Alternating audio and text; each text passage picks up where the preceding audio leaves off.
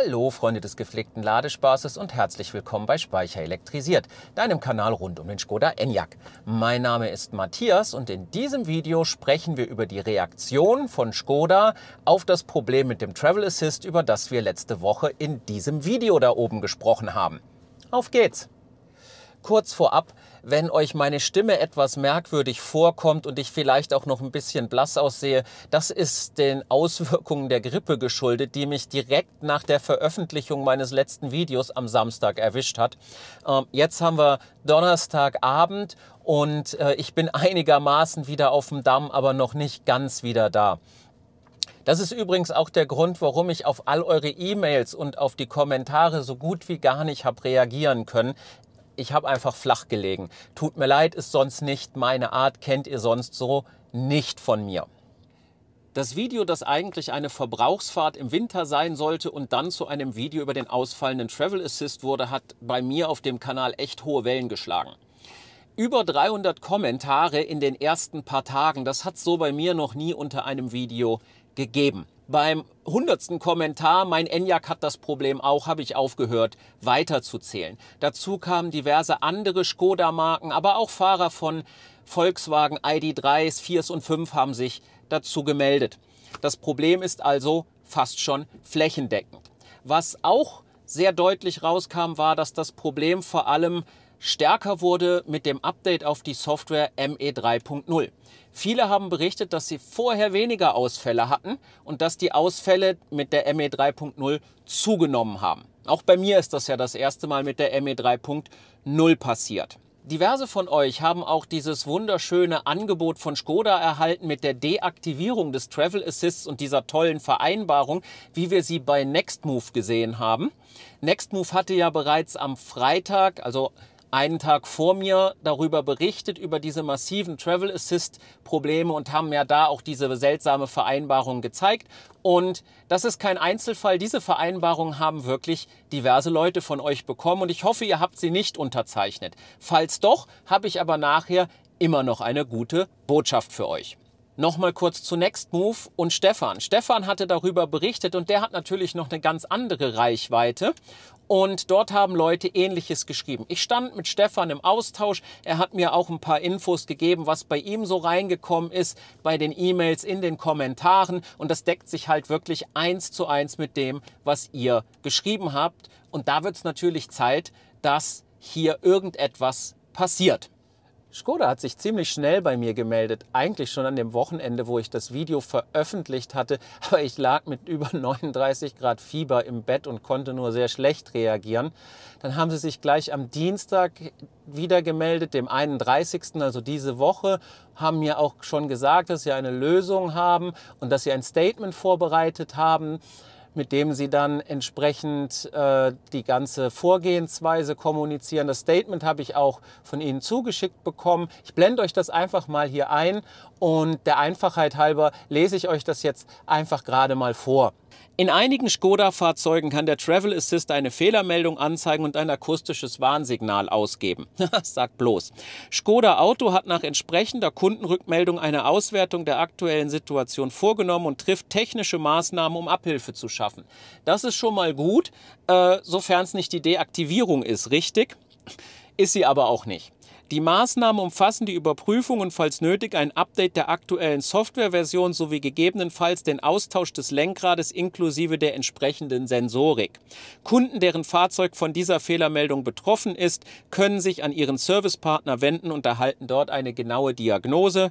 Das gilt auch für Fahrzeuge mit vorübergehend deaktiviertem Travel Assist. Im Rahmen der beschriebenen Maßnahmen wird das System wieder reaktiviert.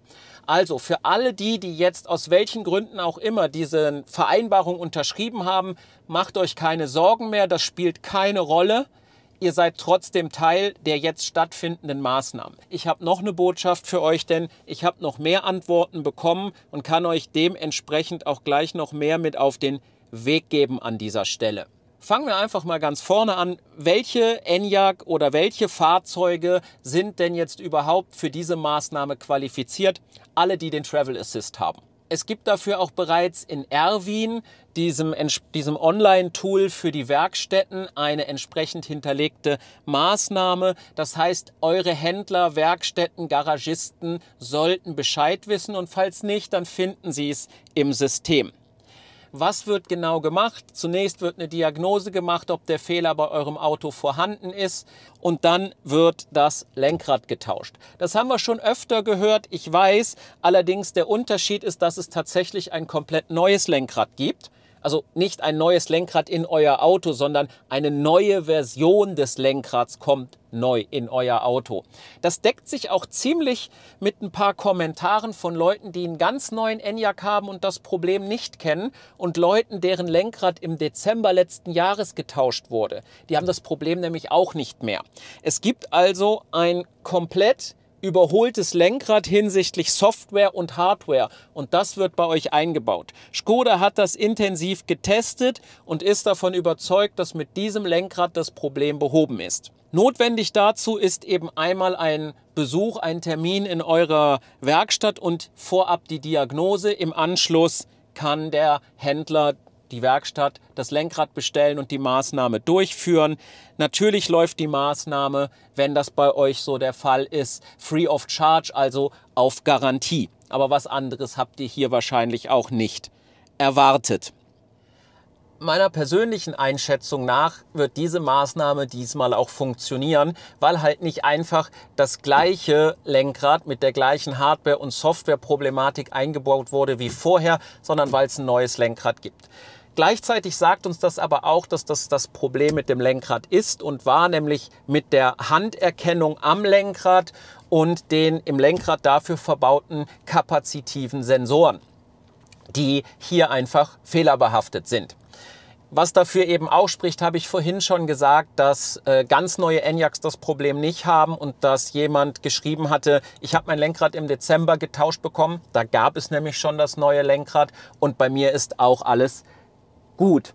Ebenso finde ich es natürlich auch gut, dass Škoda jetzt so schnell und gefühlt unkompliziert reagiert und handelt. Das freut mich natürlich sehr, vor allem für alle da draußen, die jetzt schon so viele Monate mit diesem Problem kämpfen und darunter leiden.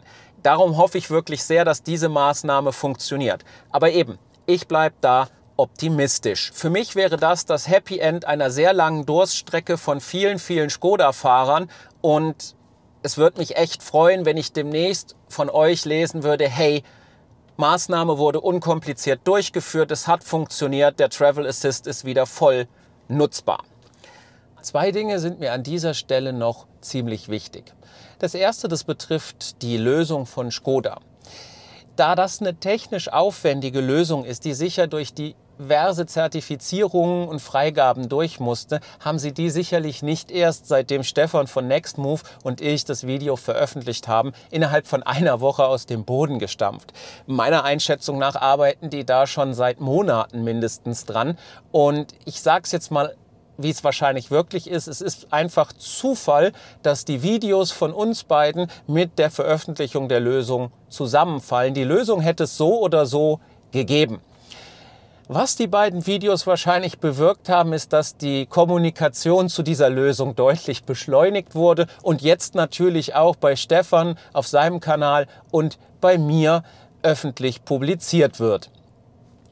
Und das Zweite, ich möchte an dieser Stelle Stefan von Nextmove danken, dass er das Thema aufgegriffen hat, dass er das ebenfalls detailliert recherchiert und publiziert hat und mit seiner enormen Reichweite von fast 140.000 Abonnenten zu weitaus mehr Leuten tragen kann, als es mir möglich ist mit meinem kleinen Kanal. Dafür erfahren bei mir wahrscheinlich etwas mehr Enyaq-Fahrer davon. Wenn ihr den Kanal von Nextmove nicht kennt, dann geht ihn doch einfach mal besuchen und wenn es euch interessiert, dann abonniert ihn. Für mich lohnen die Next News freitags eigentlich fast immer. Und ich hoffe natürlich auch, dass du das Gefühl hast, dass ich mit diesem Video zumindest zur besseren Kommunikation rund um den Travel Assist und jetzt auch um die Problembehebung beigetragen habe. Und wenn das so ist, dann lass mir doch einen Daumen nach oben da. Falls du den Kanal noch nicht abonniert hast, würde ich mich sehr über ein Abo freuen, weil das die Reichweite erhöht und so finden noch mehr Leute, die einen Enyaq haben oder einen Enyaq bestellen wollen, die ganzen Informationen hier. Und dann hoffe ich, dass wir uns im nächsten Video wiedersehen und bis dahin, bleib energiegeladen.